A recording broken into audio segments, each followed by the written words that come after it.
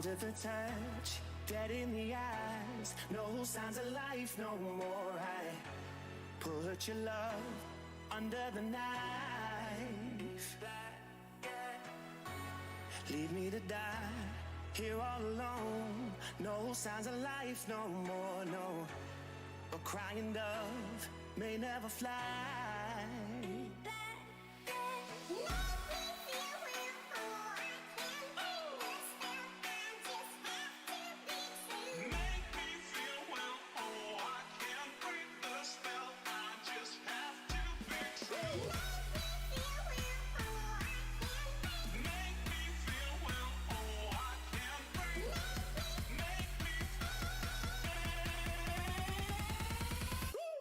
Black and white.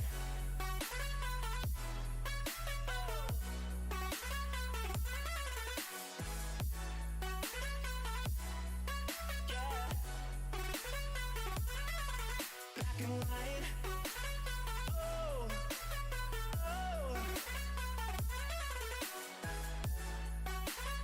Oh. Oh. Just black and white. No more.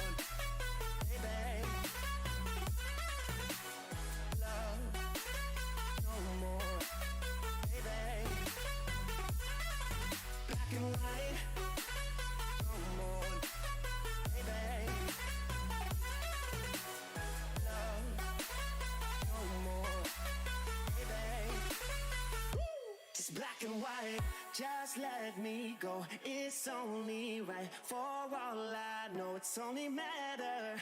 It's calico, it's black and white. White, white, white. Just let me go. It's only right. For all I know, it's only matter. It's calico, it's black and white. White, white, white.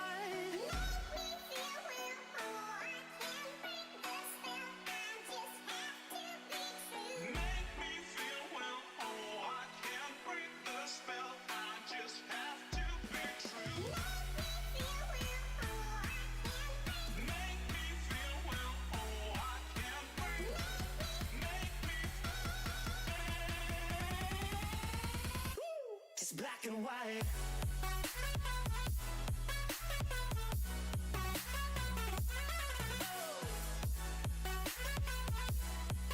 Yeah. Black and white. Oh. Oh. Oh. Oh. Just black and white.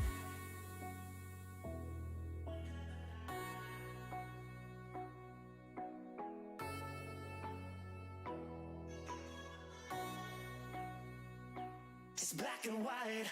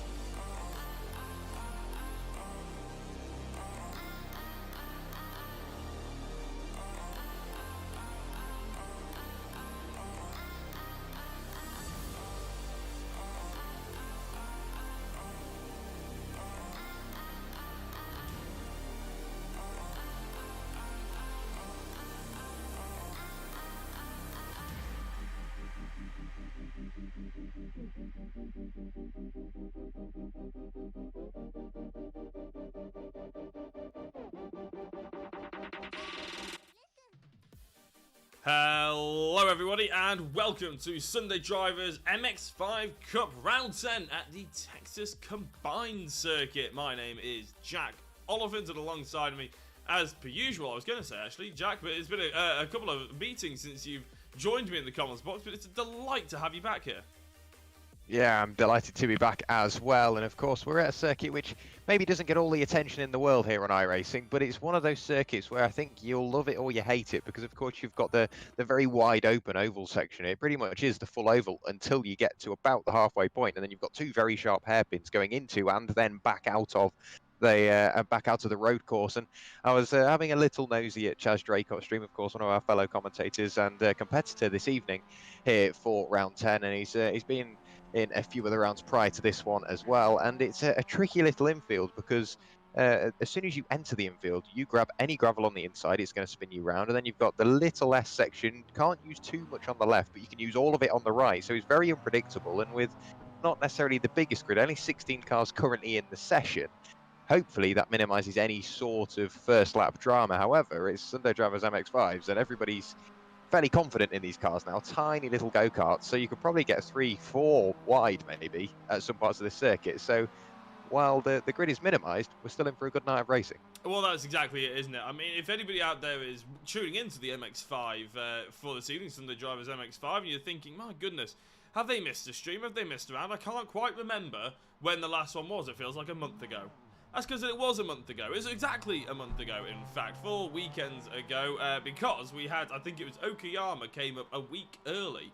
They only had a 2-week break instead of a 3-week break, which meant we had an extended 4-week break until round 10. So, yeah, a bit of a shame that we've had to wait this long, because it's always one of the highlights of our Sunday evenings, Jack. But you're absolutely right. There is a slightly reduced amount of players on the field, shall we say.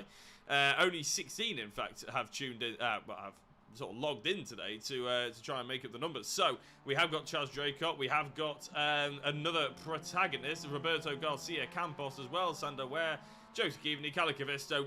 All the big guns are here pretty much. That's what we're trying to tell you. And just before we go into the sort of round 10, I suppose, bring you up to date, because at the moment the guys are just practicing. We're not missing any qualifying or racing at the moment. Let's have a look at the championship standings. Now, what I can tell you is the graphic up on your screen right now is the incorrect one, and I'm just trying to find out why it is the incorrect one. Well, let's have a look at this championship standing, because I know that this is the correct one.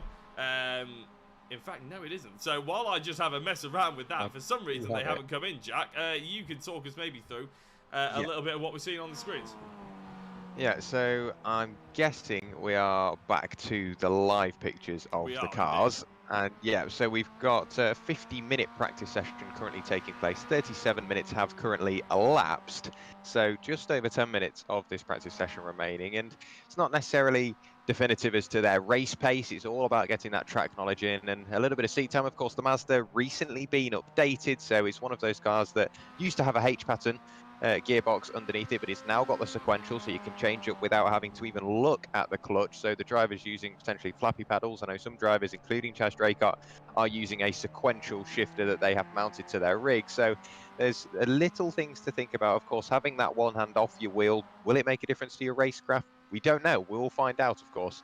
But the car is potentially slightly quicker now. There's not going to be all that high revving nonsense mid-gear change, and I guess it could potentially make the car better on the brakes, because it's not messing around through the gearbox and having to find the gear. You're just straight down a gear. So the engine braking could be slightly smoother, which then means it could slow the car down. So there's loads of little things that the drivers may have to consider. And at the end of that, it could potentially mean a little bit more lap time. And I was speaking to Chaz before this evening, and he did say he'd only ever done one lap time, which was 1:31, and that seems to be the competitive mark this evening. But he's gone and absolutely stormed up to the top of the provisional times here in practice, a 1:31.01. So very competitive, and it's what the best part of a quarter of a second ahead of Iordanin Svetanov, highest placed privateer at the moment, currently sat there in P2 in the number 14 machine. Roberto Garcia Campos, with championship leader, of course, and multiple race winner Abdullah Bacchus bringing a cone with him through the infield, managed to shake it off. There we go. It does eventually disperse its way from the underside of the car. But Roberto Garcia Campos in that number 19, the Spaniard for Hispania Racing. That's a big old hit in the background. And he is only sat there, like I say, in third place, still with about a quarter of a second to find. So although I said it's not massively definitive of race pace, is that something he needs to bear in mind? It may well be, and I've finally got, as we can, you stop talking, luckily, as that moment's happened, we can actually have a look at the championship now. So if we bring up, there we go, last time out at Pocono, it wasn't Okayama, that was round 8, that's why I got it all confused. We were at Pocono last time out, and another sort of across the pond circuit as well, oval style circuit. Well, Sander Boors took the race victory. Patrick Boors ended up second. It was a fantastic race for iRacing Netherlands. Michael Elliott in third place, Kalle Kavisto in fourth, just missing out on that podium. Sander Ware in fifth, Stephen Orrell, not Orell. We've been saying it wrong apparently all these months. It's Orrell, like coral, as you mentioned, Jack. Javi Lopez in seventh, Roberto Garcia all the way down in eighth.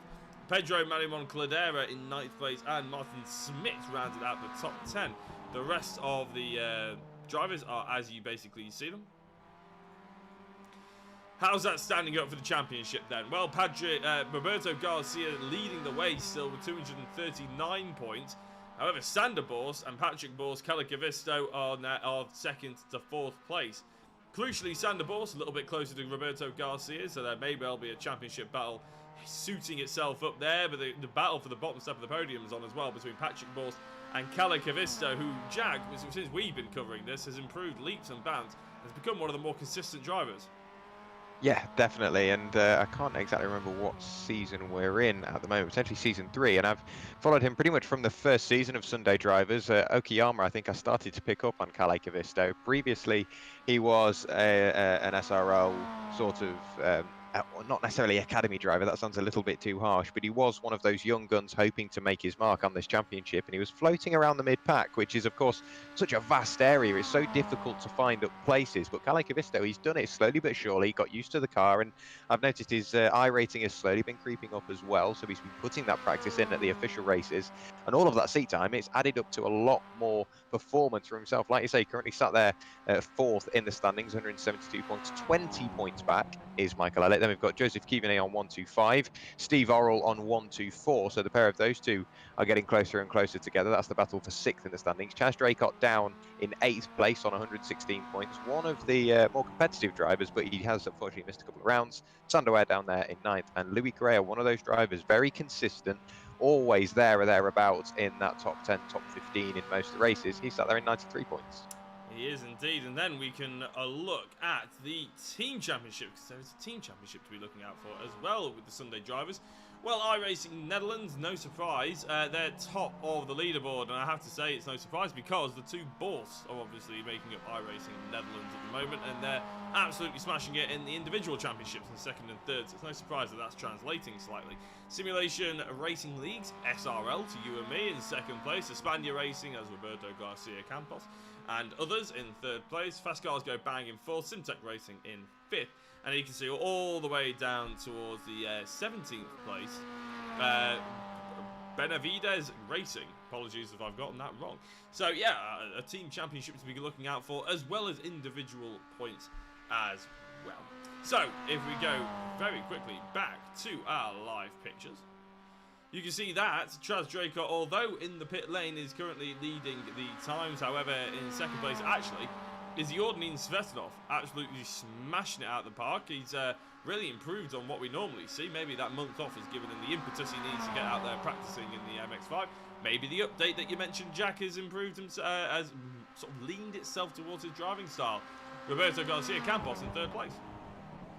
Yeah, not necessarily in the usual position we see him. He's always at the top pretty much, and if not second place, but third place with Jordan Svetanov just pushing him onto what would, in theory, if this was a qualifying session, be onto the second row of the grid. Chaz Draycott on an outlap, so maybe looking for a last-minute improvement. 6 minutes of the session remaining, and with a 1 minute 31.006, all he needs to find is 7 thousandths of a second to break into that 1 minute 30 mark. But as per usual, we're not seeing a massive field spread. The top 8 separated by a second, and for a lap which is, like I say, very intricate. There's so many different parts of the circuit which can catch you off guard, so many different lines you can take as well.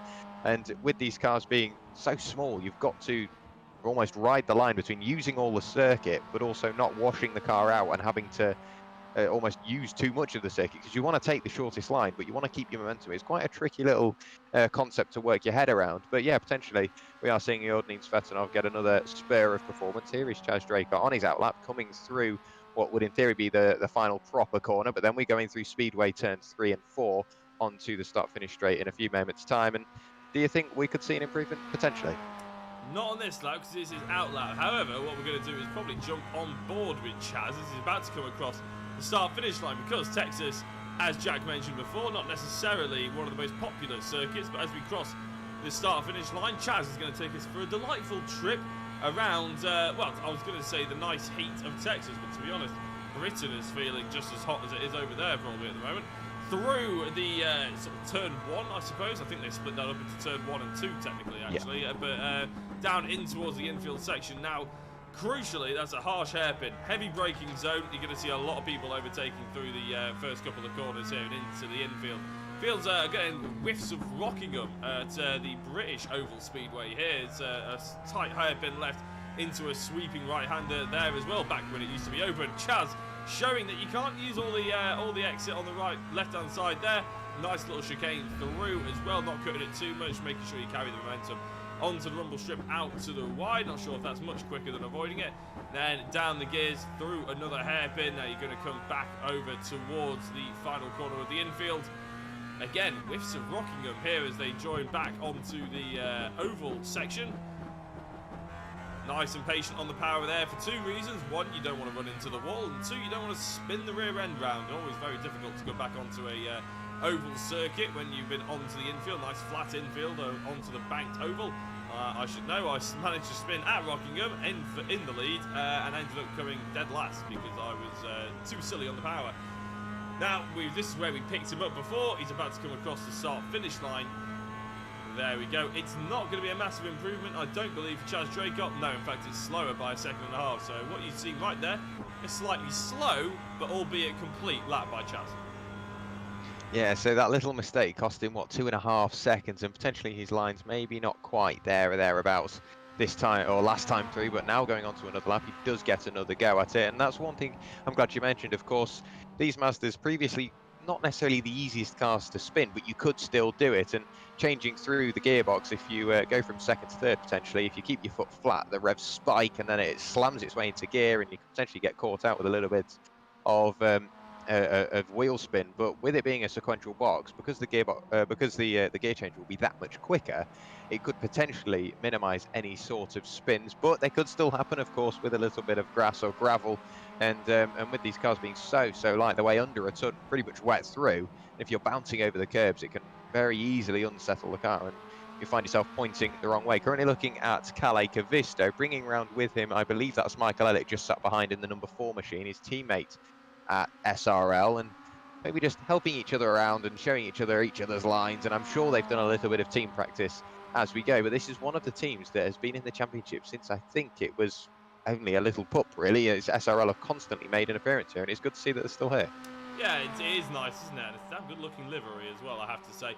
Slipstream is going to be key. I think that's what Michael Elliott is trying to pick up here on, obviously, with the practice. Maybe they're trying to work out how big and how important it actually is, because obviously practice is just used for experimentation in essence, isn't it? It's fiddling with the setup, knowing how the car feels on the track surface, because maybe they've been practicing in a different server, but obviously this is the server we're going to be racing on, so they want to know and bed in their car. Maybe there is little tweaks here and there that they need to make in terms of pressures in the tyres or suspension changes or anything like that, because of course this is an open setup championship. You can do whatever you want to the car as long as it's within the rules of iRacing, obviously. And you don't have to worry about that. It does make it slightly intimidating for a new driver to come in and sort of try and stake their claim in the Sunday Drivers Club if they don't know that much about how to set a car up. But there are plenty of people out there that will help, I'm sure, because there's plenty of privateers out there as well. And they are a friendly bunch. You can always send them a message by all means. Sunday Drivers Club on Facebook. Looking, Calais Cavisto's just fallen down one more position. I think that's because Javier Lopez for Spirit. In fact, no, Roberto Garcia.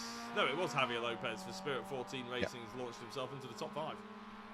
He has indeed. He's just behind his teammate Sander Ware, both now in the Spirit 14 machines. I think that is the, in theory, rebranded H20 Esports team, because they've all they've all remained as teammates, and yeah, just they've rebranded themselves as Spirit 14. Another little simplistic, almost abstract livery, which I think really does suit these little Mazdas. And yeah, I think the draft that you mentioned, it can play to your hands. We saw it at Daytona where Ben Hicks snatched the lead on the final lap just because he played the draft so perfectly, and with a little bit of carnage in the background, I think it did help him there, but it was a win nonetheless for Ben Hicks. I don't think he is in the session this evening, so we won't see any appearance from him. He does have a teammate in here, though. I'll just have a little look. Amanullah Bacchus for Fast Cars Go Bang is in the session. He was down in 15th place, but we have just ticked into the 15-minute qualifying session.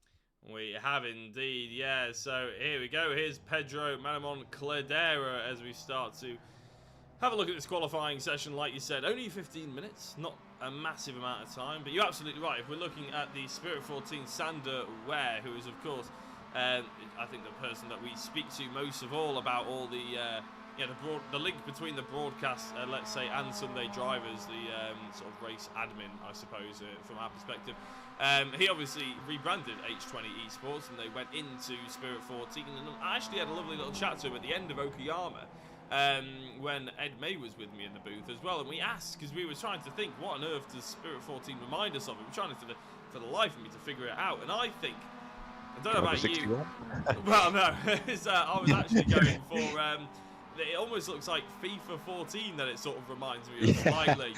I don't know if it's just the font or the change of colours between the name and the number. I'm not entirely sure, but it looks pretty cool. And I don't think they would begrudge that too much, or maybe, FIFA's probably not something you want to be linked to, but they are football related because the Sander Ware actually works for the Johan Cruyff Foundation, which is named Spirit 14. So that is the reason why they have rebranded, because apparently most of the drivers either work with them or are sort of related to people that work with the Spirit 14 Foundation, the Johan Cruyff Foundation. So that's exactly why Sander Ware decided to change tact and decided to go for this livery instead of H20 Esports, which I thought was quite a cool little tidbit. Yeah, it definitely does look good, suits the car, and of course doing it for a good cause as well. And I'm sure we will see some good performances from them this evening. Sander Ware, of course, not in theory previous H20 driver. He is still, in a word, a H20 driver, just in the rebranded team. He's been there in Sunday drivers for a long, long while as well, joined by his H20 teammates as well, of course. And we are still seeing a few drivers swap teams here and there, maybe going to or from privateer. And you mentioned that they are a friendly bunch, and they are indeed. It's got a great club level feel about it, whether it's in the WhatsApp group or the Discord or anything like that. If you just drop a message saying, can't find my braking points, or I'm doing something wrong here because I'm leaving a bit of lap time out there, you will always have a multitude of responses coming back to you saying, well, try this or try that. They won't necessarily tell you to do it, they will more advise you, which is obviously a great way to go about it as well. And it's just a really friendly paddock of drivers that are in this series. And I've got to say, the driving standards have been improving as well, which is of course great to see, because better driving standards means better racing. Well, it does indeed, and it means that some drivers don't get disillusioned with the championship as well, because that can happen. We've covered plenty of series, you and me, Jack, haven't we, where we've seen drivers back out because they're becoming disillusioned with the contact and everything like that. But if drivers can see an improvement, everybody's learning, then they're a lot more sort of, there's a desire to stick around and try and win the championships and things like that, isn't there? So that's exactly what these guys are going to try and do, and for that reason we see a lot of people sticking around. Roberto Garcia Campos obviously leading the championship and goes top, only briefly, of qualifying. Well, although I think my timing tower has done that glitch where everything's on top of each other, so apologies that everything's about to blink in and out.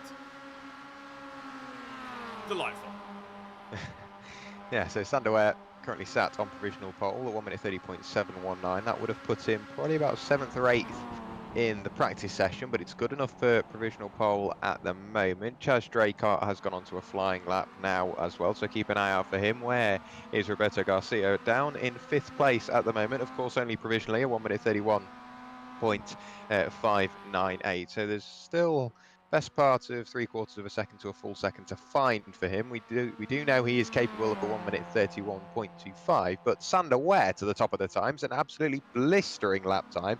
I'm sure with a little bit of draft assistance, a 1:30.719, the fastest time we've seen all day.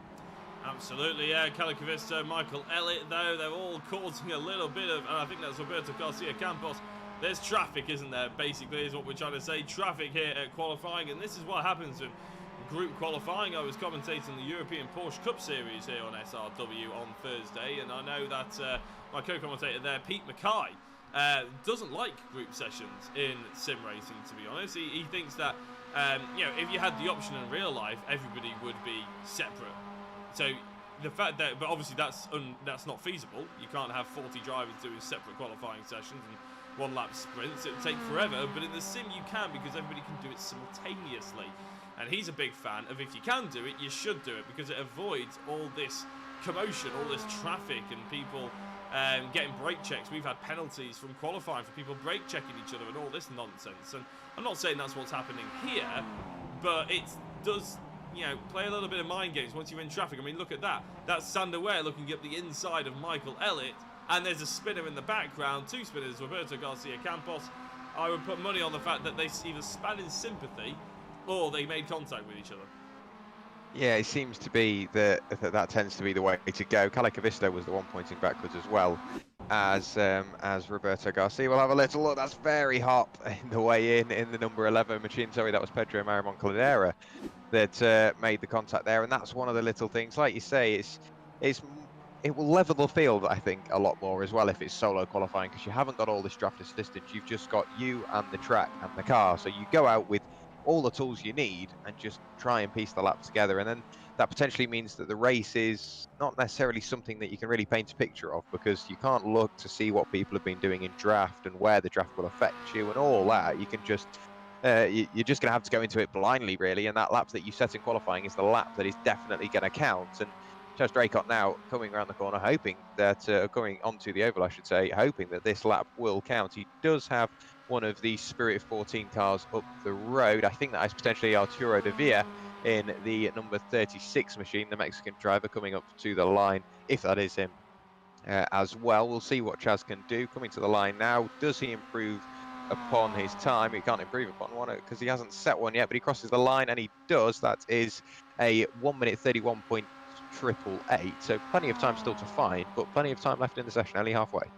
Absolutely. Calicavisto purple to sector 1, but I think then he came in the pits and he's actually done me dirty there, because I've just seen the sector 1 change to 1 minute and 57 seconds, so he's on his outlap, clearly. As is quite a lot of drivers, because this is a I wouldn't say necessarily tactic, but it's what people tend to do, isn't it, Jack? They come in, they set a couple of lap times, try and get a hot lap in or two, and then they come in, change tyres and get back out there. And to be honest, it's something that I've never been able to do, purely because I can't turn it on like a switch. I need to get into the rhythm of a circuit. Even if I have been practicing for an hour, I just need to get out there and try and put some lap times in over this 15 minutes. But a lot of other drivers, they tend to try and put a representative lap time in, a banker lap, as you might say, get in, change the tyres, come back out, and then really push the limits. Now you've got that secure, safe, secure, half-decent lap time. Get out there and try and push what you can do, try and push the car, and see how far you can get up.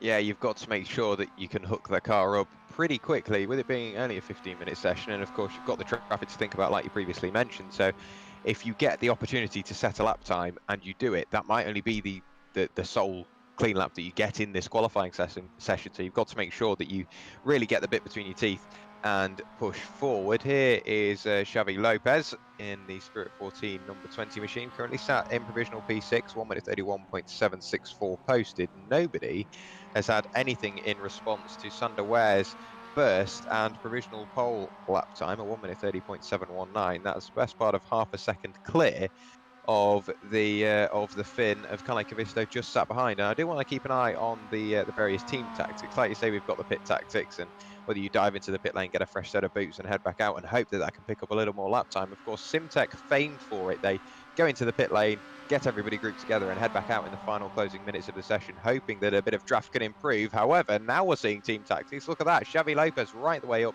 to the top of the times. He was sat behind his number 5 teammate of Sander Ware, and what a lap time, 1 minute 31.192, puts him on the front row with his teammate, provisionally of course. Well, of course it's provisionally, but we're keeping an eye on that one, because obviously he went green sector 1, then he went purple sector 2, and then crucially he got into the slipstream of his teammate Sander Ware, I believe it was, and that was everything then in the final sector, because he got that extra little pull which just gave him a green sector 4 as well. So if you can just tighten up that sector 3, to be fair, I say tighten up, he didn't exactly do it slowly, it's just not as quick as he's done it before, so there is an opportunity for Javier Lopez to even go a touch quicker and maybe delve into the 30s. In practice, we saw quite a lot of drivers delving into the 30s, didn't we, Jack? It's not been quite as quick, shall we say, in this qualifying session. For whatever reason, it just hasn't seen the lap times come up yet. I think potentially it was everybody in the 31s, and Chaz did a 1:31.006. Oh, he was only, what, yes, 6 thousandths away, yeah, absolutely right, yeah, from a 30. So I was expecting if anybody does set a 1:30 lap time, it'll be 1:30.989 or something like that. But no, we've gone a quarter of a second into the 1:30 lap times with Sander Were's first lap, and nobody can match it really. Roberto Garcia Campos crossing the line now. He's gone green in sector 1. Does he improve upon his time? No, he doesn't. At 1:30.801, 3/10 off his best time in this session so far. Who do we have out that's on a fairly quick lap? Coming to the line, Xavi Lopez lifting off, so I think that will bring an end to this lap, get the car cooled down, get himself back in the zone. Steve Orrell with a 1:31.862, no position change, but of course a lap time improvement is an improvement nonetheless, and he's only 400ths away from a position improvement. Here is Chaz Draycott, somewhat out of position, sat down in provisional P9. That 1:31.888 still stands, but he does have an SRL car just behind, so potentially we could see 2 improvements here. He doesn't have a slipstream, and I think that's going to be hurting him a little bit, because he hasn't purpled. Can you imagine? I'll be getting a lot more excited. No, he's green in sector 2 and 3. His sector 1 not quite as hot, but his sector 2 and 3 has certainly been something to write home about so far, because they were pretty quick before, so it's pretty representative this time around as well. In fact, there you go on the bottom of your screen. He's starting to come through. I reckon it's going to crack the top 5. But it's not. It's nowhere near. Absolutely nowhere near. So something went wrong in that lap somewhere.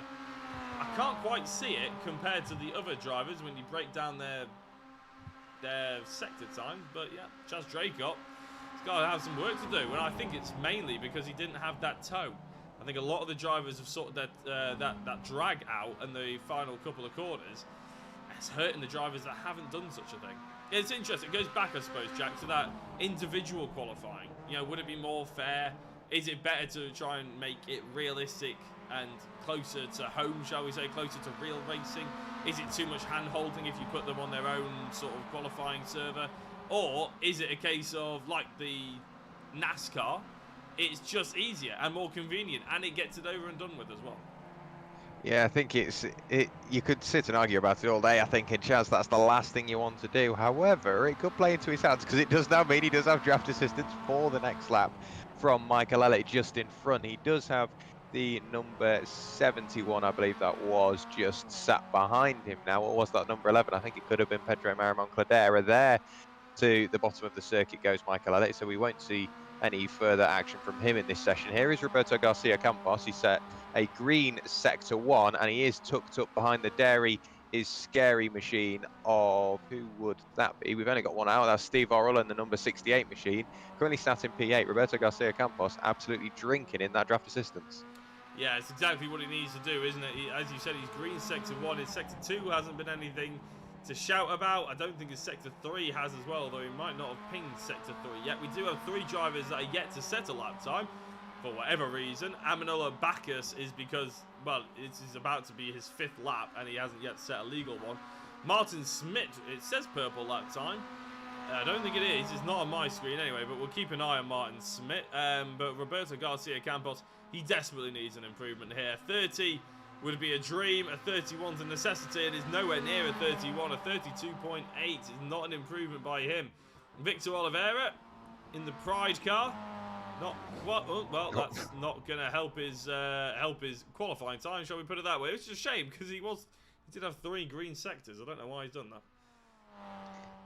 Yeah, not quite the improvement we were looking for from Victor Oliveira, but he does end up finding the tail end of, who was that? I think that could have been.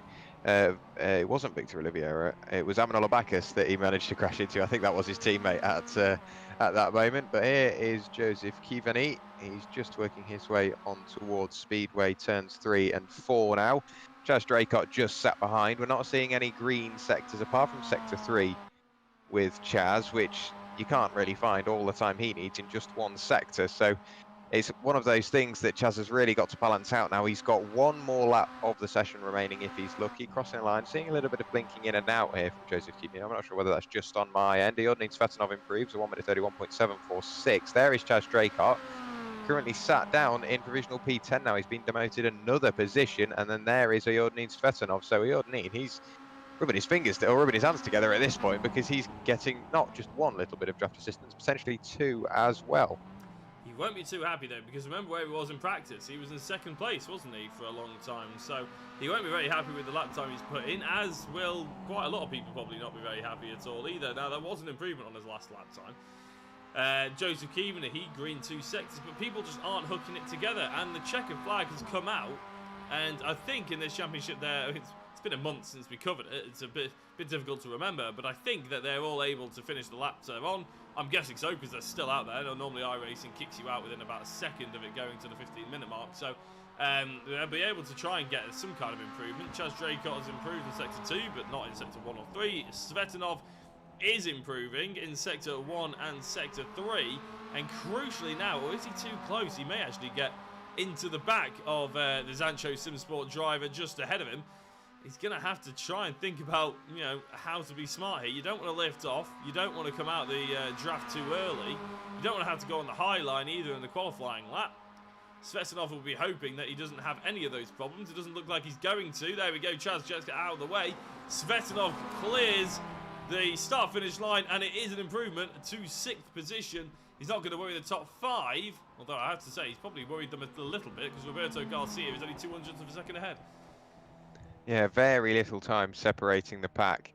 Pretty much as per usual, barring the our pole sitter Sander Ware, the top 11 all within a second of each other. So Sander Ware, of course, set that lap time, I'm assuming, with a couple of cars in front of him and hooked the lap up beautifully. But when it comes to the race, he's starting at the front, which means he will be giving that draft assistance that he so cleverly used in qualifying.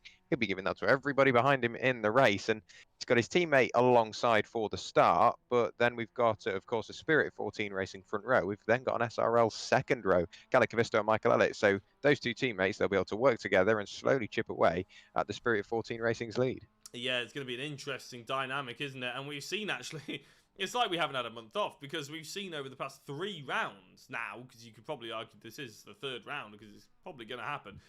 Spirit 14 and SRL have been sandwiching each other, in essence. They've been chopping each other up. They've had Spirit 14, then SRL, Spirit 14, SRL, or the other way around in some capacity for a lot.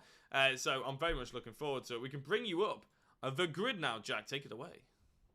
Sander Ware has put his Spirit 14 Racing Mazda MX-5 on pole position alongside his teammate, making it a Spirit 14 Racing front row, Xavi Lopez in the number 20 machine. Then the second row of the grid made up by 2 SRL cars, Kalle Kavisto and Michael Elliott. Row 3 made up of Roberto Garcia Campos, somewhat out of position for his usual performances, with Iordaný Svetanov sat there in 6th place. 7th is Alvaro Rodriguez Porter and Joseph Keevan. Then we've got Stephen Arell and Chaz Draycott rounding out the top 10.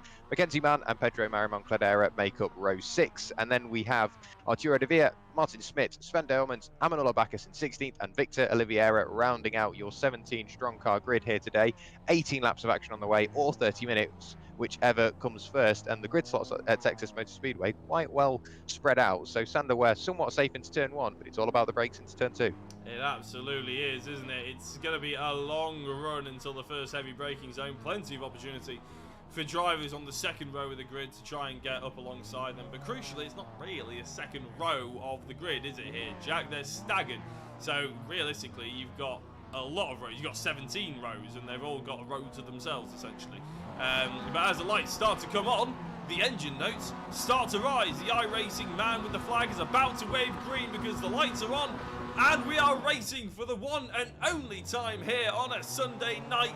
And it's a great start by Javier Lopez. A terrible start, has to be said, by Sander Ware, and it's only going to get worse because here comes Kalle Kavisto on the inside, potentially. No, he's going to try and split the 2 Spirit 14s. Garcia in the background trying to make something happen, as well as they're going to go 3 wide into turn 1. Luckily, it's a very wide turn 1, so no dramas just yet.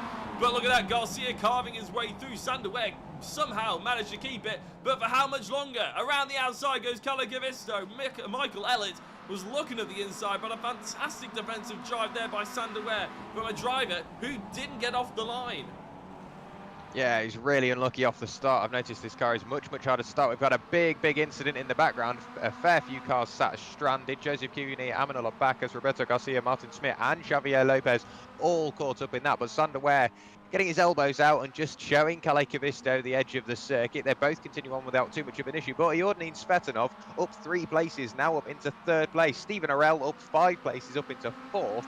Biggest mover in the field is Victor Oliveira from 17th place. He's right the way up into 9th. Great start for him, of course, helped by that little bit of contact on the first lap going through turn 4. But Sander Ware still leading the way as we close up on the 2nd lap of the race. Calais Cavisto in that draft assistance, going up into 4th gear now, and he's right in the draft of that number 5 machine. Looks out to the long way around. It's going to be a very difficult way around. Of course, he's going to have to go a further distance if he wants to make it work. Of course, we've got the little kink left and then another little kink left as well before we end up getting to Speedway turn 1 and 2, and then the heavy braking zone once again. Iordanin Svetanov, if he reads his situation perfectly, he could be leading the pack.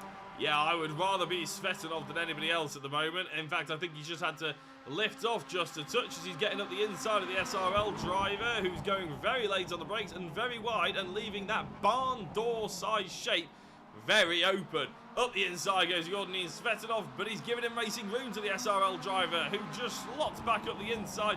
Thought he was going to force him wide a little bit there, but he's going to try and get back onto the back of the Spirit 14. I think what we're going to see today, Jack, is an awful lot of drafting and very hard to pull away from anybody.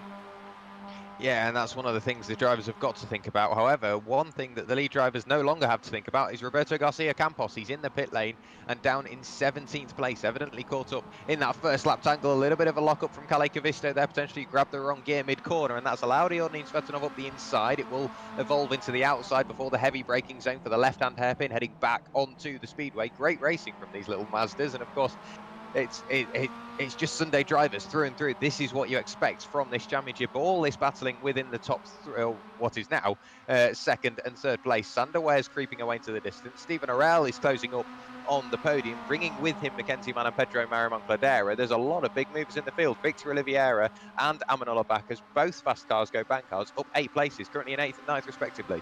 Yeah, I'm glad I didn't fill up on my dinner, because I think these guys are about to make me eat my words, aren't they? Sander Ware is pulling away slightly because Calais and Svetanov are too busy falling over each other at the moment. However, look at that draft support. They just catch right back up to Sander. All he needs, though, he'll know that this is going to be happening every single time. He's going to defend the first corner. Cavisto just looks so keen to go for that wide line, doesn't he, to try and get that cut back. And if it wasn't for the late apex of Sander Ware, I think he would have had it, but I think he might still have it anyway. He's got a nose up the inside. I'm looking at the wrong driver because they've nudged wide. Svetanov trying to make moves on the Spirit 14.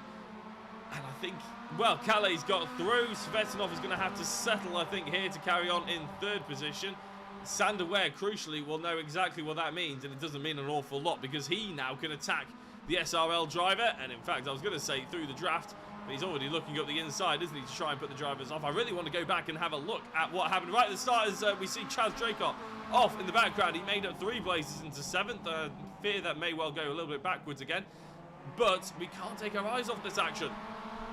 No, we can't, and that's Calais Cavisto still leading the way. Look at this, Iordanin Svetanov looking to the left, looking to the right, and now he's going to go the long way round, but then of course you've got to go the longer way in theory as well, almost circuit-wise as well, and then you've got the little bit of draft assistance. Steve Arell just about knocking on the door of a podium, so it's somewhat a 4 for the lead as we see it. Iordanin Svetanov still looking to the outside. Sander Ware making the most of all of this draft assistance from our leader, Calais Cavisto. We're almost going to go 3 wide as well, I think, and towards turn 1. Sander Ware now is in front according to the transponder, but Calais Cavisto, he will be running that low line. However, it will go against the grain here. Calais, he's really fond of that late braking, very wide line through turn 2. Can he get it done? There's a little bit of contact. I think potentially Sander Ware creeps over on the brakes. Calais Cavisto holds the brakes just potentially to stay out of the way. Sander Ware does remain in the lead. Iordanin Svetanov, a big look up the inside, and Sander just ushering him towards the outside of the circuit once again. He goes very deep on the brakes. Does Iordanin Svetanov. Sander Ware back up through the inside. Stephen Arell, he's had the best seats in the house for this little 3-way battle, now evolving into a 2-way battle. Yeah, I think Svetanov got his number 41 wrong because he went in too deep, didn't he? And he just went wide on the apex, which allowed Sander Weir to go back up the inside. We'll have a look at that Calicavisto crash in a couple of minutes as well to make sure that we actually do get all the angles covered before we make any rash judgments. And in fact, while they've backed off each other somewhat, because you know what's going to happen in about 2 turns' time, let's have a look at it. So Sander Weir... Oh, we're going to have to slow that down, aren't we, Jack? Maybe look for a different angle as well, because by the looks of it, Cavisto on the inside, he's drifting away from that dotted line, isn't he? Whereas Sander Weir very much looks like he's got his nose straight and narrow. He's running parallel to the dotted lines. Cavisto wanting to come back up to try and open up the corner a little bit, but there was no room. No, I think they almost magnetised towards each other. The Calicavisto going slightly higher than I would expect, and Sander Weir, a very, very lucky boy, narrowly avoiding the wall by a matter of inches there, and he does remain in the lead, albeit for how long? Iordanin Svetanov looking the long way around in towards what is in theory turn 3, turns 1 and 2 are of course the speedway turns. Later on the brakes, you can take the outside, carry that momentum. Steve Werrell follows him through. Look at that, that's Mackenzie man in the Simtech racing machine looking up the inside, bringing with him Pedro Marimon-Cladera. Charles Draycott up into 6th place, 5 seconds drift from this little 5-car battle. I say it's a little 5-car battle, but it's only going to get bigger and bigger and bigger. You can see the diff really putting its getting its worth put into it this evening. I think that was potentially Stephen Werrell getting a little bit of one tyre fire on the exit of turn 4, and it's almost like they're going to slowly start yo-yoing in between each other. Sander Weir still remaining in the lead. Iordanin Svetanov following him along, and Steve Werrell, he's really in no man's land at the moment. He can't decide whether he wants to go forward or back. Yeah, something that my office and PC doesn't appreciate, and that is heating up, because we definitely don't need it in the heat that we've got in the UK right now. But we do absolutely love the action that's out on the circuit. Lap 5 out of 18 done and dusted, 7.5 minutes into the race. Of course, as Jack mentioned before, it's a 30-minute race or 18 laps, whichever comes first. And don't ask me to do the maths that quickly, but I think it's going to be the 30 minutes, because it's a 1.5 minutes, 18 laps. That means it would be longer than that. I don't know, it's about 17 minutes or something, isn't it? Svetanov to the outside, then Sander Weir. He's been here before. He knows exactly what to do. He'll stick his car on the inside, try and make them go the long way round, do the hard work for him so he can just try and keep his apexes. And the problem is, it's quite a late apex, isn't it, that you can muster. And as long as Svetanov, and it's a narrow exit as well. So as long as Weir just has that late apex and just checks up the other drivers, he's got the inside for the next corner, which is exactly what we're going to see here. So Svetanov trying to cut back multiple times, trying to carry the momentum around the outside, because he knows he's just fighting a losing battle here. It's not happening.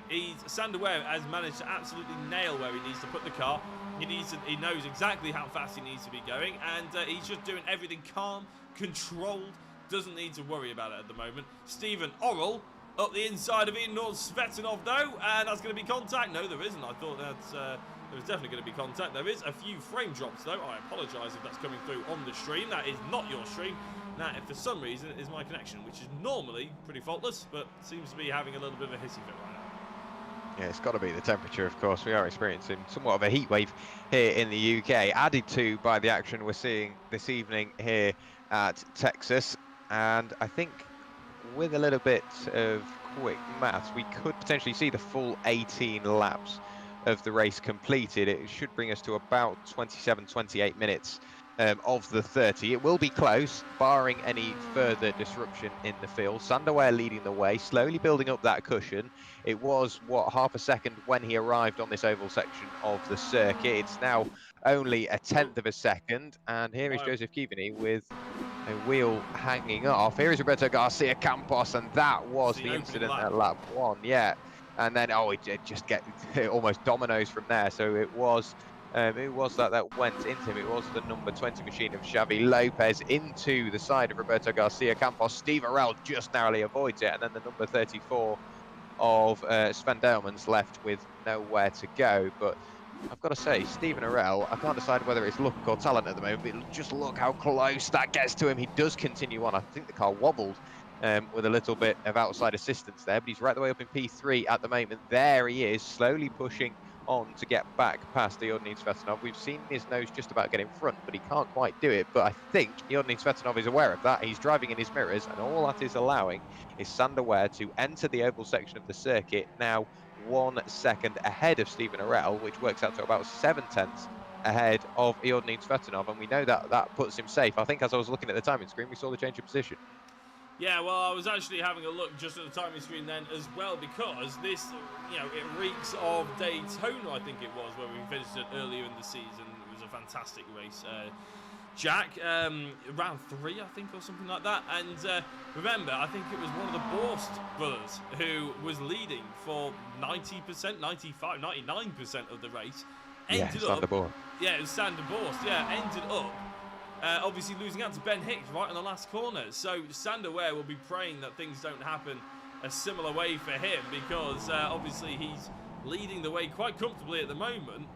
But I don't get the impression, you sort of got the impression at Daytona that people were holding off, knowing that was going to happen. You want to go into the last lap in second place if you want to win the race. I don't think this is happening here. I think these drivers are pushing as hard as they can to try and get past Sander Ware. It's just not been able to quite happen yet. Yes, and of course with the Borsts being a no-show here this evening, Kalle Kavisto was hoping to get hopefully 5 points to put him up into 3rd place in the standings. However, with him being right the way down in 12th place with that incident with Sander Ware, I think it will be looked into at the end of the race. He is still pushing forward and he is in a points paying position, but he won't get enough to really challenge for 2nd place, but he should in theory pick up 3rd in the driver standings if everything continues on as it is. Sander Ware 6/10 clear of Iordanin Svetanov as we go up towards Speedway turns 3 and 4. Steve Arell still following along, and I think this little lead quartet is the closest battle we've currently got on circuit. It is indeed, yeah. I mean, if you look further down, you got just gonna quickly keep an eye on these guys as they go into the braking zone, because you know what it's like, isn't it? The timing for a commentator and broadcaster, as soon as you shoot away, that's when all the action starts happening on the cameras. And in fact, there we go. I think I was right not to, because here comes a late lunge around the outside by Iordanin Svetanov. Sander Ware again hugging that white line, getting it really nice and close, braking exactly the same point as he always does. Svetanov going very wide to try and get a cutback, which doesn't ever seem to be on, although normally he tries to cut back to the outside of this corner. Now he's looking up the inside. It's a dangerous move if he wanted to try and attempt it, as we saw for Javier Lopez and Roberto Garcia Campos, but Sander Ware holds on to it for now. Victor Oliveira has had a little incident. The Pride car, oh, that's a touch with Javi Lopez. Ended up coming out of the first infield corner and ended up getting a tap on the rear end, unfortunately. Wide goes Sander Ware. That's just a line. It's not actually anything dramatic. I'll keep my tone down. But of course, with all this battling going on, you can see Iordanin Svetanov got very close to the tail end of Sander Ware. He jumped on the brakes in a last-ditch attempt of not making any contact. That compromised his exit, which allows Stephen Arell to get closer and closer and closer to the tail end of that Mazda. But it's so difficult when you're in the draft of another car. You pull out to try and overtake it, but the car you were drafting is drafting somebody else as well. So it's so difficult. You somewhat level out. This is a great camera angle for it. You can see did have the overspeed as he jumped out of the draft of Iordanin Svetanov, and they're somewhat leveled out again. They're still side by side just about, but then as soon as we get to the oval and Speedway turns 1 and 2, it really closes up between the top two. Iordanin Svetanov, he was patient in the draft. He's going to have to be very late on the brakes to make it work all the way around the outside, but like you said on the lap prior, the cutback is the favoured line through there. Look how much braking performance Stephen Arell can get out the Mazda. He really closed up almost to the point of contact. Well, I think Svetanov really needs to try something new here, doesn't he? Because, you know, the old famous saying, definition of insanity, is obviously trying the same thing over and over again and hoping something changes. And sometimes it just doesn't. Sander Ware is going to defend. If that's how Svetanov is attacking, Sander Ware knows how to defend it. He's proven that he's done that for the last 10 laps. And Svetanov needs to do something different. Maybe scrap the wide line, come in slightly infield, try and get the run. He's got a decent run here, but Sander Ware is going to be able to come across, get a nice braking zone. There we go, nice little nudge at the rear end. That was always going to happen because Sander knew that Svetanov had a better run for the first time going towards that last corner of the infield, and he had to check up on the apex, which is a very legal, very okay thing to do in racing. Svetanov won't be too happy about it, but Sander Ware being very savvy, showing his racecraft as he has done for the entire race.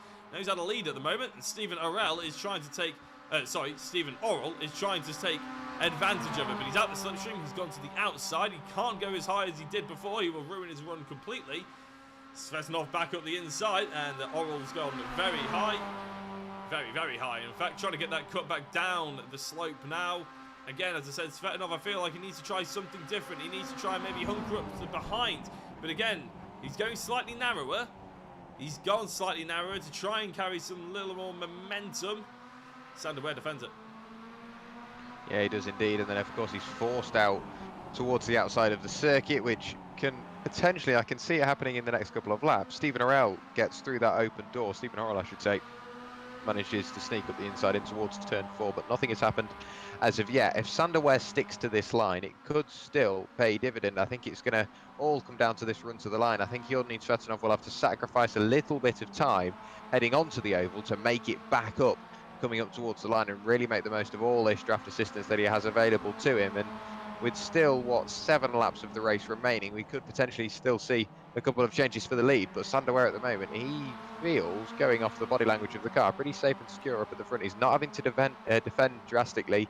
All he's doing is sticking to the line, driving a fairly wide Mazda MX-5. But as long as he puts it exactly where he needs to, he doesn't need Svetanov. He's going to have to really drive the wheels off the thing to work his way around. Yeah, it is. You're going to have to, isn't it? I mean, we see it all the time in F1 where you're about a second or half a second quicker than someone. As soon as you actually catch up to them, it's a different thing trying to overtake them. But crucially, Svetanov and Orrell have actually changed their line through the last corner of the infield, and that's actually having them a little bit closer to Sander Ware as they go through. Now, what is actually happening now is they're actually catching him too early, and they have to come off the throttle. But here goes Svetanov. He's trying something different. He must be watching the stream.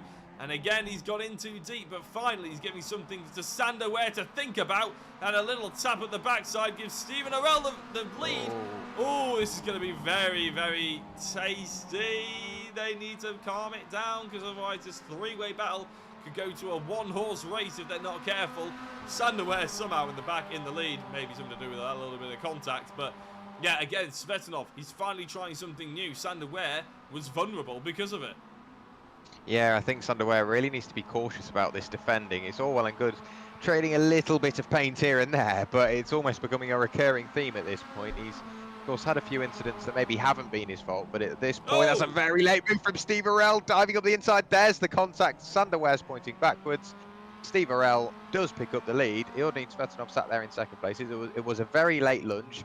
I think unsighted from Sander Ware. He wouldn't really look in his mirrors and think he's going to go for a dive, because he was just that far back. But Steve Orrell, he did get the car slowed down, albeit with a Spirit 14 Racing Mazda's assistance. Here is Chaz Draycott now looking to the outside, then back to the inside of Pedro Marimon Cladera, and there's a little bit of a touch, very well held from Pedro Marimon at that sort of speed. But Chaz Draycott, he does have the inside line. He'll pick up the draft assistance from the Simtech car of Mackenzie Mann. This is a great little three-way battle for the final spot on the podium now, because Sander Ware's down in 6th. Yeah, absolutely is, isn't it? I think Mackenzie Mann had to slam the brakes on slightly because of that spin. And up the inside, there goes Chaz Draycott. Oh, they're going to turn in. Oh, Mackenzie Mann saw it coming just at the end there, and Chaz managed to get the car stopped. And that was a very aggressive turn-in, wasn't it, to try and avoid going into the side of Mackenzie Mann, the Simtech Racing Silver machine. And Chaz Draycott has now got himself on the podium. He'll be absolutely thrilled with it, even if he doesn't feel like he quite deserves to be there on sort of pure racecraft and pace. It helps when people spin each other around, which, I mean, from my perspective, is exactly what happened to Sander Ware. I don't know about you, Jack, we're going to have another look at it here, but this is a huge dive bomb, and there's no need for that, I don't think. Yeah, I think Steve Orrell, if the car wasn't there, he would have got the car slowed down and found the apex. It's just a very, very optimistic move. He evidently saw the opportunity, and you see hard on the brakes. He potentially would have got a slowdown, wouldn't have got the best run on towards the oval, and I'm sure from his perspective, Sander Ware's turned in. From Sander Ware's perspective, Steve Orrell hit him, and it'll be something to look at and talk about after the race. But we still have this great race going on, and I was about to say Chaz Draycott needs to forget about his mirrors and drive forward, and that's exactly what he's done. Look at that draft assistance, really making advantages for Chaz Draycott now, and he's looking up to the inside. That was a great little dummy. Chucked it to the outside, threw it back to the inside, and now he's in second place. He's pushing for the lead. He only got on the podium a few moments ago, and he's already looking for that top step. You can see now he's really squeezing his way up the inside. If he can get it slowed down, it will be the lead for Chaz Draycott. On the brakes now, Steve Werrell, he's going to have to sweep his way around the outside, but we know that hasn't worked previously for our drivers fighting for the podium. Chaz Draycott in the lead, Iordine Svetanov in second place, and the big loser out of this, Steve Werrell, he's gone from first to third in the space of the corner. Well, Chaz will probably send me a message after this saying, when he watches it back, saying, why the hell did he tell me that? Why the hell did he say that I didn't deserve to be on the podium? Because based on the evidence of the last lap, I am talking out of something, shall we say. And Chaz Draycott gets into the race lead with 2 brilliant moves, I think it has to be said. Frankly, I know we don't like to blow smoke up his thing that I'm talking out of, but it was a good move, and there was a touch of contact, but realistically, he showed the dummy. He flew up the inside. The space was there. The opportunity was there. No one really sort of got hurt by it, and in fact, I'm going to try and find it. We don't actually normally do this with overtakes, but I'm going to have a very quick look at it. This is for second place. Threw the dummy around the outside for Svetanov, went up the inside. Svetanov going for that wider line yet again doesn't really help, but he looks outside, maybe sells the fake again, squeezes on the inside, and Stephen Orell fell for it, Orell even fell for it, and went in too deep, and the race lead was this. It's not going to stay that way.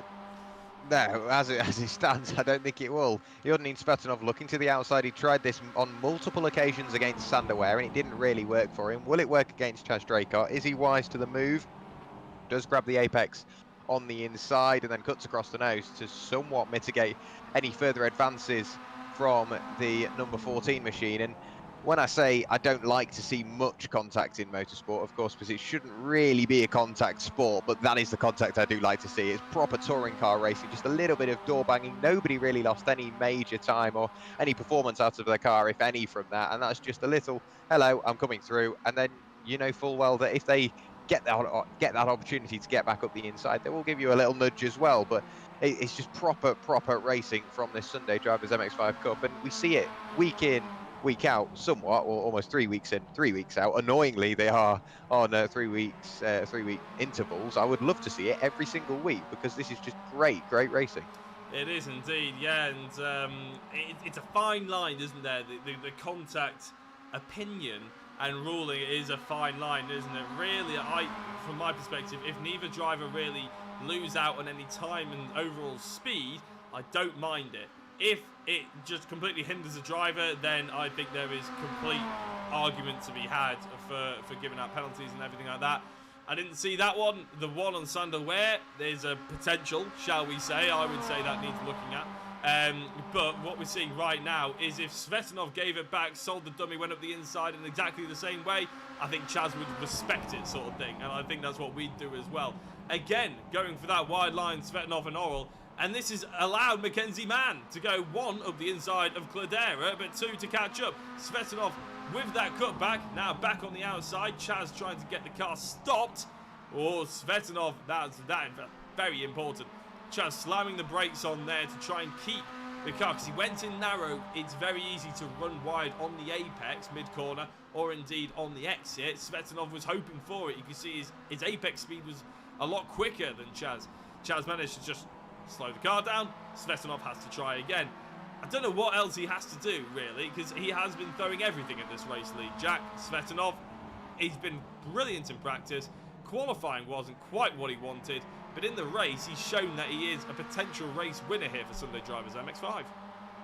Yeah, he has indeed, and I'm glad you worded it the way you did. He's been throwing everything at the race lead, and that indeed he has, but it's been a different race leader on a multitude of occasions. It's been Steve Werrell for a little while, it's been Chaz Draycott, Sander Ware for the most part, and he's still sat there in second place. He's doing everything he can to get that top step, and of course defend that top step as well, because he's got all the drivers behind. Here is Sander Ware looking to make amends for that lost position earlier on, and he's now just about in 5th place, working his way up the inside of Mackenzie Mann. Once again, Iordine Svetanov and Steve Werrell looking towards the outside of the circuit.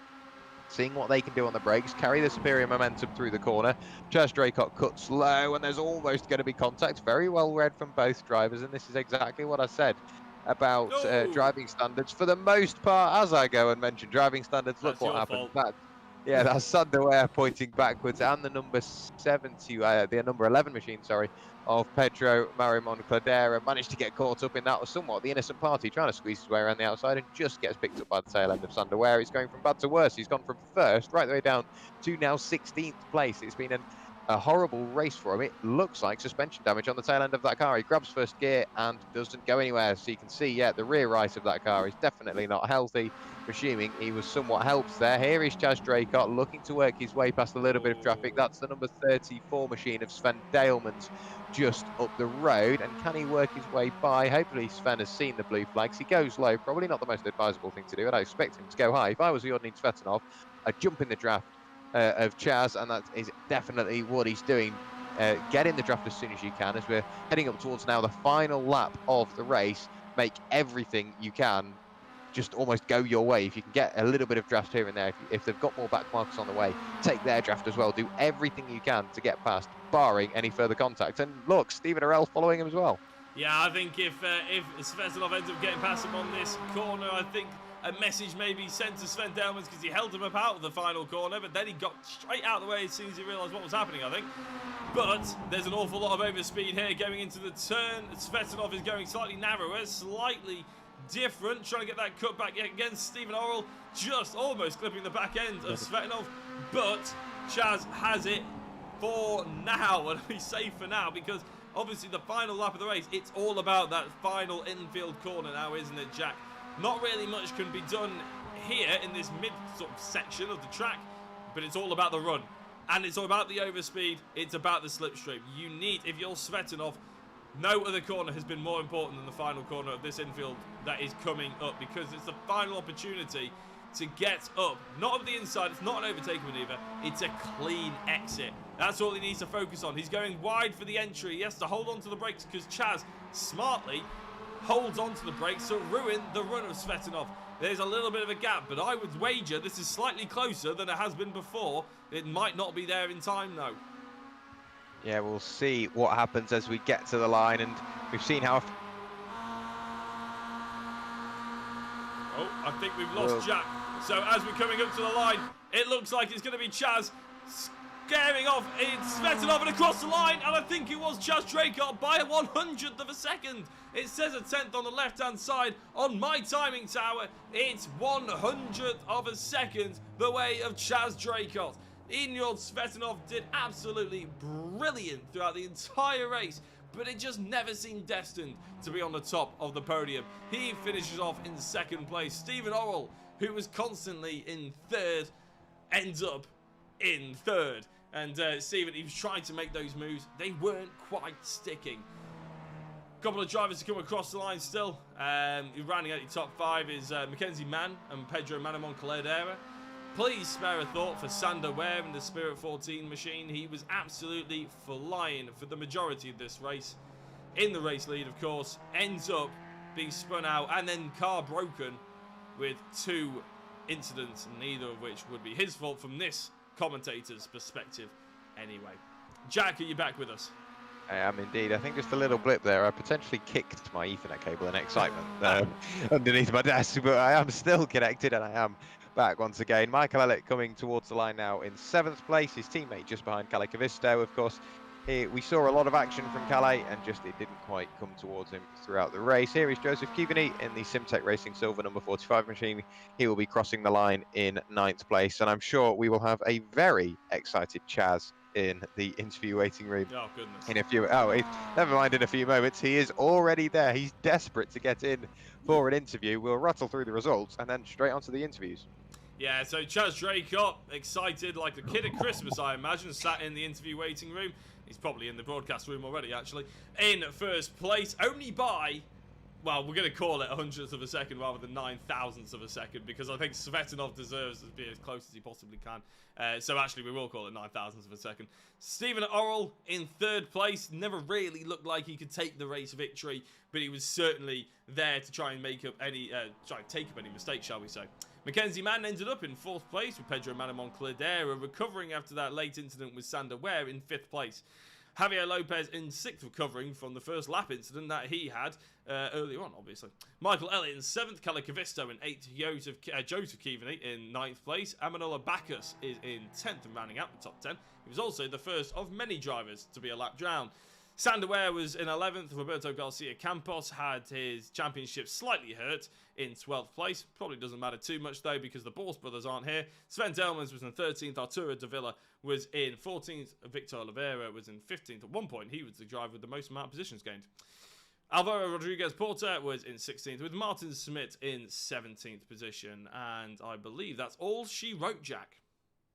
Yep, it is indeed. So a very exciting race, and I'm sure a very excited Chaz. Chaz Draycott, welcome to the commentary box. 9,000ths of a second was the margin at the line. He made you work for that one, didn't he? Oh my God. Oh my God. Hats off to Jordanin though, because, you know, I'm not going to lie, through that race, I saw a lot of questionable bits, but Jordanin was fantastic chasing me. You know, he had the opportunity a good 5 or 6 times there to just give me a tap in the rear and just push me out of the way, or just even worse, turn me around. And he didn't, you know, and he was fair in his spacing. I ran him up to the wall at the end to just try and help it a bit, but yeah, that was special, that, because I mean, I'm sure you saw my start, so you know that I didn't even put it in first gear, and by turn 1 I was 15th. And it was my worst qualifying of the season. And then to come through, you know, I thought I had no chance halfway through. I got stuck behind Roberto Garcia. I was half angry because he was holding me up and he was a lap down, but then half really pleased because he was dragging me towards the field in front. To win that, though, oh my God. Wow. Well, just before you jump in, Jack, sorry, 2 points. One, Svetinov, I would say, to echo what you said, he did that for all of the race as well, to Sander Ware as well. He was brilliant in respectful racing. And 2, we didn't see a race start, but considering you said it, we're now watching it, so enjoy that one on the race replay. Honestly, I said to everybody, I'm streaming it as well, and I thought, I've not launched this car yet properly, so I'm just gonna rev its knackers off in neutral and then just bang it into first. And it didn't go anywhere. You have to put the clutch in to get it in first and then lift the clutch up. So I just sat there revving and absolute nads off it and didn't go anywhere. So I was, I think, 3rd to last by the time we got to the first bit of banking, and then a long way off. But wow, that was hard work though. I got railed on the first couple of laps once I got past, I think it was Pedro, and then I had to get back past him again. And then, oh God, yeah. It's a shame about some of the leaders getting turned around. I saw some of them end up in incidents, but wow, what a race for me. You know, I had a bit of everything, that, and I'm happy to come away as the winner, of course. I've got to say, it looked absolutely brilliant watching that race from various perspectives, just slowly watching you pick up the positions and working your way through the order. Yet another trophy can be painted on the tail end of your car as well. Of course, I've noticed you've slowly started. Oh, you know about that? Yeah, slowly started to build up a little bit of a collection back there. But yeah, another great performance from you, of course. But this new gearbox, do you like it? Do you hate it with your somewhat functional / not functional gear lever at the moment, but do you think it potentially makes the car better on the brakes because of the engine braking, quicker through the gears? Like, talk us through what you think that has affected. It's difficult. It sometimes doesn't want to change down. It's like it's got downshift protection, but it doesn't always want to work. It's very inconsistent with what revs it will change down at. I've tried blipping it on the throttle as well, and it doesn't always seem to work. And that's just me being bad at it. But yeah, like you say, my shifter, the centering spring has gone. So when I'm using it sequentially, I have to push it manually back into the middle myself. So it's a bit ropey. But it makes the car feel a lot quicker, especially on the oval as well, because it means that everyone's in the same boat now. You don't get people with H patterns and clutches getting a bit of an advantage with quicker shifts and so on. Everyone's in the same boat. You just bang a gear in and it goes. It feels a lot more exciting to drive like that. I kind of miss the H pattern part of it, but yeah, it feels like it's quicker and in a way a bit simpler to drive like that, which it ticks boxes for me at least.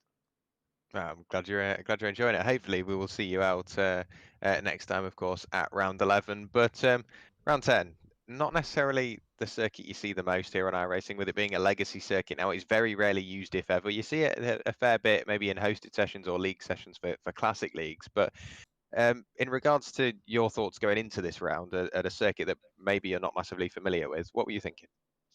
Um, I think it was one of the ones that I commentated on last season with you, and Yeah. I knew it was a little bit. It's a bit of a tough one. It's not an easy track to get right, and I was not really looking forward to it. But I know that to get back in touch with the championship, I need to be back on this because I've missed a number of meetings due to other commitments elsewhere and so on. So it needs to happen. But I didn't think I'd get a result out of it. I wanted a podium at most tonight, and I thought near the end, we might get this. I thought I was going to lose the win on the line, so I waited a second and then deafened everybody in my stream, unfortunately. So Yeah, I did have a little click over to see what was going on, and I've got to say, yeah, that was what you were talking about. Is probably the politest word I heard come out of your mouth yeah, throughout that celebration. yeah. But I've got to say, it was well deserved, very well driven, and Thank very you. well defended as well. Working your way through the pack, and hopefully we see you out in 3 weeks' time for round Yeah. 11. But before we let you go, the usual script. Anybody you'd like to thank or shout out? Everyone at Zancho, all the sponsors there as well: Silverstone Composites, Simply Race, Richards and Co. as well. Everyone in the championship. There's a fantastic community behind it all. Beth for putting up with all of my rubbish week in, day out even, and my incessant shouting at the end, which I'm instantly going to go upstairs and apologise for. Everybody on my stream as well for watching, and all the usual guys that support me as well, and everybody at Sim Races World TV. I hope you guys had a good show today. Yeah, well, yeah, you definitely made it a very easy commentary gig purely because we didn't have nothing to say. We always had plenty to say. But thank you very Awesome. much for joining us in the commentary box. And once again, well done from myself and Jacko for another race win. Thanks very much, boys. Pleasure. See you soon. Bye bye. That was Chaz Draycott, race winner here this evening. And we've only got one more person to bring in. And Jacko, it's Sander Ware. And I will leave him in the capable hands of yourself. Yeah, hi Sander. I won't say congratulations or did you enjoy it or anything like that. I will say that I feel for you. The first half of that race was pretty much perfection defensive driving from you, and I think you must have enjoyed at least the first half. Yeah, it felt like that, yeah. And I'm not sure if you saw last race or last year's race on this circuit. It was almost similar, and I led for 17 laps, and I threw it away myself in the last corner. Maybe Jack remembers that. Yeah. And yeah, this race it started just the same, and I knew what to do. I knew how to defend the inside turn one, and it was actually going perfectly. I was hit several times, and I don't know how I kept it on track, but yeah, I thought I'd just be a little bit aggressive just to hold on to the lead, which was every time it was the case, but. Yeah, then Steven, I think he outbraked himself, and he just hit me in the back. So I saw it back. It was from way back. So I guess he just outbraked himself. Well, that's very sort of, I'd say, big of you to say, because other drivers may well have taken a different tone in the interview, but I'm glad you've had an opportunity to look it back, and I suppose Stephen, he's not like that kind of driver necessarily. Another incident that I want to have a chat about, which one you actually kept the race lead from, to be honest. I've no idea how you didn't write the car off. Calle Cavisto, I think it was, up you inside, and I'm not going to say what's your opinion on whether he should have gone for the move or any of that sort of nonsense, because you'll have your own opinion. But how on earth did you keep that out of the wall, and how did you keep it going as well? Because that was, I mean, you must have thought as you were heading sideways into the corner, that's it, that's the race done, and we haven't even hit the third of the way through. Yeah, it was. I don't know why what happened with Calle, because it was so split second, and I think he must have had some similar thing, and you're very close to each other, so you can hit each other. Doesn't really matter. But yeah, then I got sideways, and I knew okay, I'm in the before the update, more or less, to the MX-5, you could really keep the revs up, and you could still could still try to find some grip and get going. And with this car, it just dies completely now. So I wasn't actually counting on holding my position, but I was counter steering and just trying to keep it straight. I was also a bit lucky, I think, with the whole thing how it played out, but yeah, it was it was quite an exciting move. I was quite happy with myself after that one. I was going to And say, also, I think on the little straight after, until the second quarter, they were trying to go around the outside, and I said, no one is going to get past. I was a little bit like Gandalf. You won't pass. You shall not pass. And I was actually like that during the whole race. It was quite good. I had several attacks. I was just if you're up front, you're just sitting duck actually, but every time I just knew what to do, and I thought, okay, am I going to withhold the pressure this time? And because last year I did it for 17 laps until the final quarter, and I was just reliving my race from last year. But unfortunately, I didn't get that far. And then actually, when I got back to sixth, turned around by Steven, I still could come back, and I thought I'm still going to get this in some way. And then I was maybe a little bit overeager, although, yeah, also with the second incident, I don't really think that. Well, maybe it's just a racing incident, but then my car broke and escape button. Yeah, I was going to say you can make your own conclusions, I suppose, of that, because we did see all the incidents quite a few times on the stream, so enjoy watching that back. Well, I have to say, not even a Balrog would have got past you then, as Gandalf there, Sander. It was fantastic to watch. I do feel for you. But congratulations on, I hope, an enjoyable race, fantastic pace from yourself as well, and hopefully you can carry that on to the next one. Yeah, well, I always try to enjoy it. I'm not really a driver who gets too much involved in it to be upset about it. Of course, in the moment you're a bit disappointed because I'm sweating like hell, so I work hard. So but, we're not even doing it. yeah, and well, but in the end, yeah, it's just a bit of fun, and for me, it's just it's just another Brit taking a Dutchman out today, and that's that can happen. Oh, no penalties though this time. Anyway, yes, fantastic. Thank you very much, Sander. Is there anybody you'd like to give a shout out to? We'll wrap it up from there because it could get dangerously close to Formula 1 now.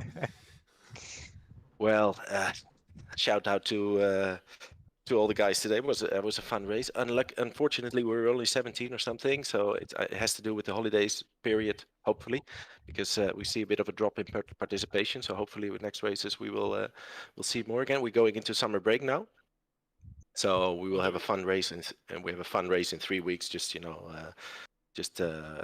something completely else. We're driving the Volkswagen Beetle around this track also, but the infield section, just to have some fun.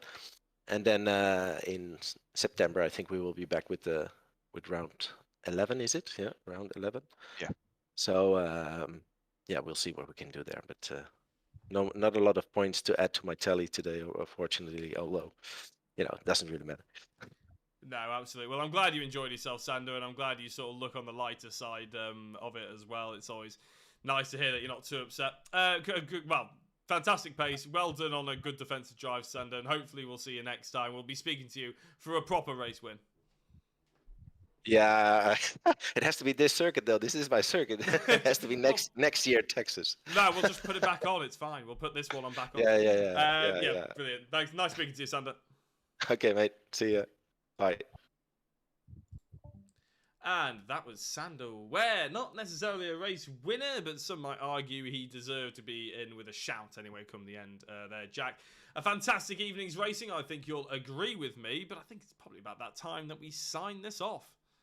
Yeah, annoyingly, it's one of those things again. To having the back-to-back 2 weeks, 4 weeks ago when we had the 2 rounds back-to-back, almost just a 2-week separation between those two, and then we had the 4-week separation, and now we've got a 6-week separation, like Sander just mentioned, until we find ourselves back with some Sunday Drivers MX-5 Cup action. We'll be out at Phoenix on Sunday, August the 29th. Once again, same time, same place, but such a long wait. But with all this action brewing, it gives the drivers more time to practice. Phoenix, another circuit here in the US, we could see a hell of a lot more action, and hopefully it follows the same trend as this evening. Yeah, absolutely. We're hoping for that. There's an awful lot of American circuits getting thrown around for the Sunday drivers, isn't there? But they are providing great action for us to commentate on, so no complaints from me.